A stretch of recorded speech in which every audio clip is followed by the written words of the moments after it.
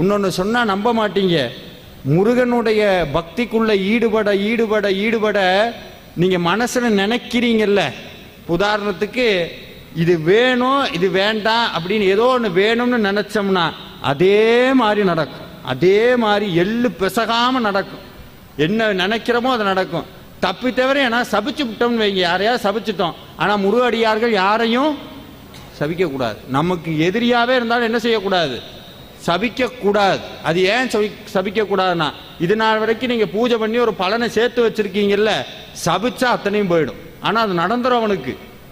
எக்காரணம் கொண்டு இருந்தாலும் சொல்றேன், முருகனை கும்பிடுறவங்க, முருகப்பெருமானை பூஜிக்கிறவங்க, வேல்மாறல் பாராயணம் பண்றவங்க, திருப்புகள் படிக்கிறவங்க, வாய் திறந்து யாரையாவது ஒன்று நடக்கும்னா நடந்து போயிடும், நடந்துரும். அதனால எக்காரணம் கொண்டு என்ன சொல்லக்கூடாது? சபிக்க கூடாது. இதையே ரிவர்ஸ்ல சொல்றேன், எக்காரணம் கொண்டு உங்களுக்கும்